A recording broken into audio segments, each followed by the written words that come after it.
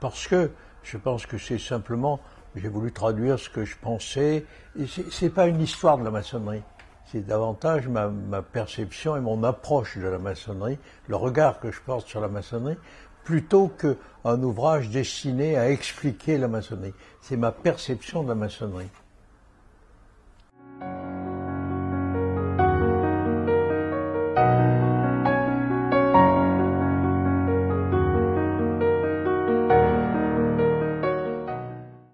Je pense que ce qui réunit la maçonnerie, ou les maçons, ce sont les rencontres, essentiellement. Essentiellement les rencontres qui sont l'abolition d'âge, l'abolition des parcours personnels, des parcours philosophiques, religieux ou politiques, et à des gens qui n'auraient peut-être jamais eu l'occasion de se rencontrer, de leur permettre non seulement de se rencontrer, mais de se connaître, et peut-être de s'apprécier, peut-être de s'aimer.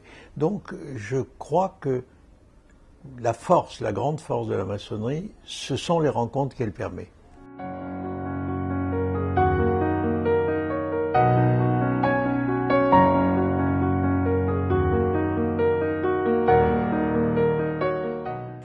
C'est une cassure parce que c'est une rupture avec un monde passé et une manière d'être qui va changer irrémédiablement.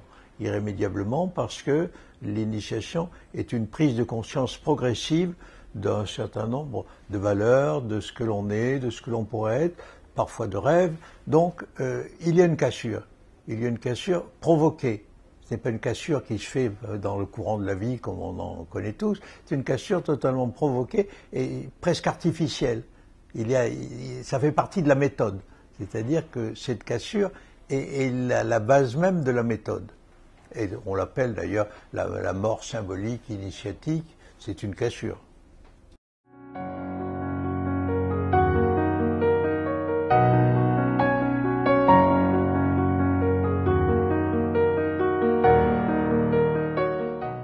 Assez spontanément, j'ai pensé que le rite et le rituel étaient le pile et face de la même pièce. C'est-à-dire que le rituel est la traduction ou les décrets d'application du rite.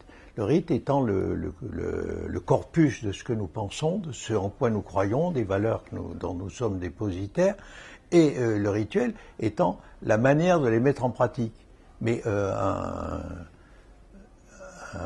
un rituel sans rite n'aurait aucun sens. On tombe dans une espèce de fantaisie qui n'a aucun sens. En revanche, un rite sans rituel, c'est une religion morte.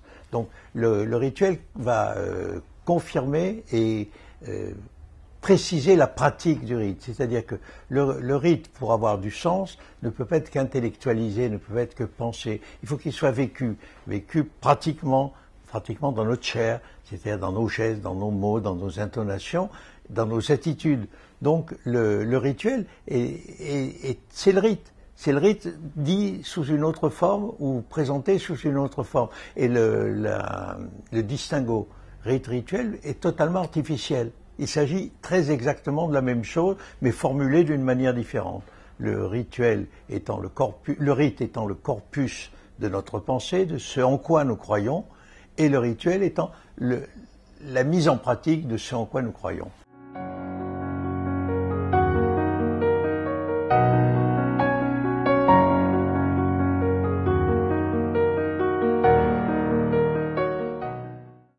Ça dépend de chacun, mais il existe des raisons. Ce que j'ai voulu démontrer, c'est qu'il existe en maçonnerie autant de raisons qu'il y a de maçons.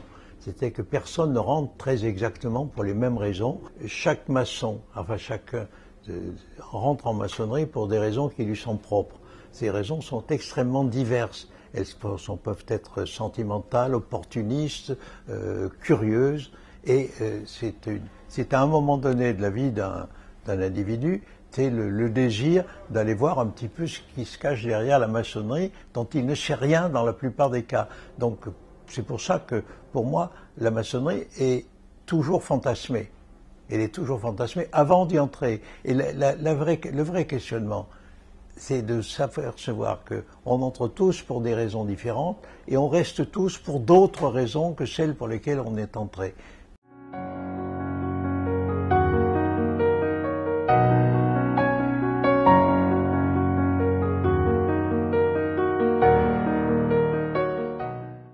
les habitus. Bon, il y a derrière la formule un peu provocatrice que j'ai utilisée ça. Je pense que, pour la perception que j'en ai toujours, il y a une approche de l'architecte qui me paraît surchargée.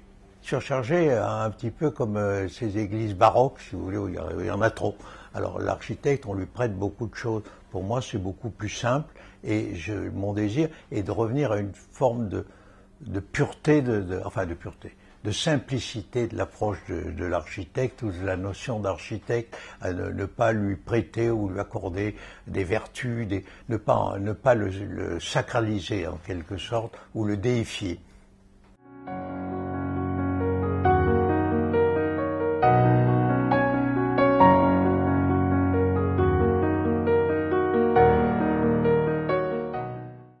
L'idée est la suivante. Nous sommes, je crois, les maçons, dépositaires d'un certain nombre de valeurs, d'une perception de ce que doit être l'homme, de sa mission, peut-être, ou en tout cas de son rôle. La mission n'est peut-être pas le mot exact, de son rôle et de ce que pourrait être.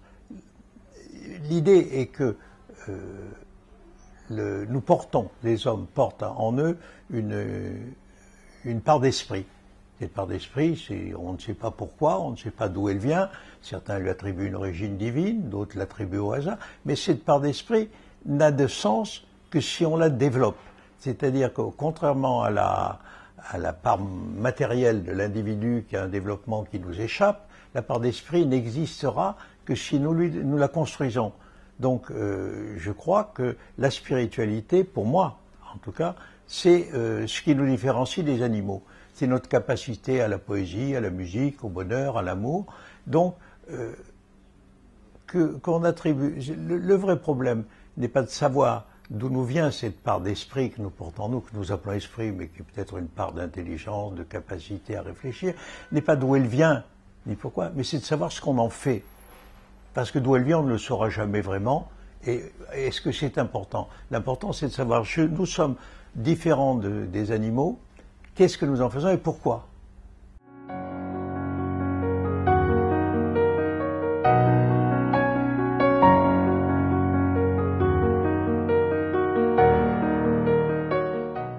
Mais c'est pas spontané, le grand architecte. Bien sûr, on peut partir de la définition de Voltaire, il faut bien qu'il y ait un horloger. Et forcément, il y a une relation de causalité. Si l'univers existe, s'il y a une raison, il y a quelqu'un. Mais d'une manière générale, cette notion de grand architecte que nous développons en maçonnerie, c'est une notion qui est purement intellectuelle pour moi. Il faut la construire, on ne le ressent pas fondamentalement. C'est une découverte. C'est une découverte parce que c'est une piste de réflexion extrêmement intéressante. Elle nous dégage de la divinité. Enfin, là encore, c'est ma perception personnelle, mais elle nous dégage de la divinité traditionnelle, omnipotente, omnisciente. Je pense que s'il y a un grand architecte de l'univers, il ne se soucie pas particulièrement du destin des hommes. Je pense qu'il n'a pas une vision particulière il n'a pas de plan de carrière pour l'homme. Pour moi, la création, c'est la manifestation. La création, c'est la manifestation du grand architecte, la manifestation d'un principe, mais qui échappe à l'homme, dont nous ne saurons jamais rien.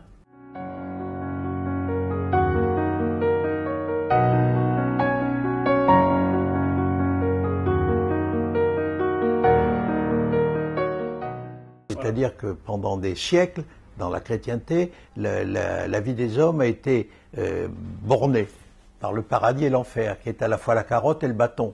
Et c'était des perspectives de vie. Actuellement, nous n'avons plus de perspectives de vie, puisqu'il n'y a pas de paradis, pour moi, pas de paradis, et pas d'enfer, hormis peut-être l'enfer promis par les écolos, mais là, on est dans un autre registre. Donc, il n'y a plus de limite, il n'y a plus de point d'ancrage pour la vie des hommes. Le paradis était un point d'ancrage. Le paradis, même ceux qui affectaient de ne pas pratiquer ou de ne pas se mettre en conformité, y croyaient. Le paradis était une réalité, comme l'enfer était une réalité. C'était la punition ou la récompense pour la vie conforme.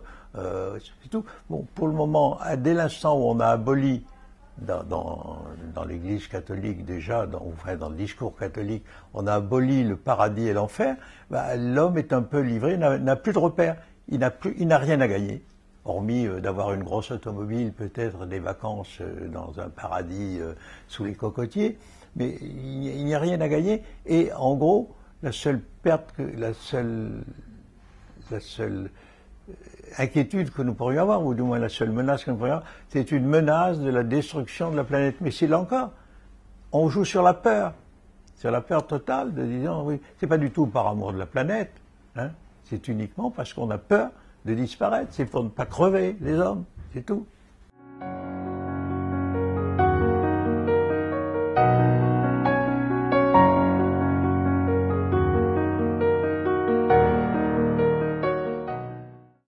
Tout d'abord, il y a le côté un peu amusant de la chose, de se dire, bon, c'est le grand architecte... Il est convoqué, hein. Le grand architecte est convoqué par Dieu. Ah, il est convoqué, oui, mais oui, ça c'est l'écriture, ça qui... C'est un a priori d'écriture, il est convoqué par Dieu. Et justement, le grand architecte, bah, il se dit oui, mais j'ai pas de raison vraiment d'être convoqué. Et d'ailleurs, il y a dans ce chapitre, il y a toute une anecdote, c'est que le grand architecte convoqué par Dieu ne sait pas comment l'appeler. Il ne sait pas comment l'appeler. Il ne veut pas l'appeler mon Dieu quand même. Il ne veut pas l'appeler Seigneur. Alors il décide de l'appeler collègue. Ce qui a le don d'agacer le bon Dieu quand même, parce que collègue, il n'a pas beaucoup de collègues. Donc je crois que c'est sur ce ton-là qu'il faut le prendre. Et l'idée, c'était de mettre en valeur les deux conceptions, c'est-à-dire celle du Dieu traditionnel, le Dieu unique traditionnel, et puis celle du grand architecte et celle des maçons, c'est-à-dire une vision un peu plus décalée, mais qui, in fine, va se rejoindre forcément, puisque on parle... je ne veux pas employer le mot spiritualité, qui est un peu la tarte à la crème parfois de la maçonnerie. Mais enfin, on va parler de ce qui nous anime peut-être, de ce qui anime les hommes, c'est-à-dire le fait que ce sont des êtres pensants et que la mécanique de la pensée est en route et qu'ils sont amenés en permanence à formuler des hypothèses et à se poser des questions. Et à la fin de l'entretien, ça se passe bien. Ça se passe bien, oui.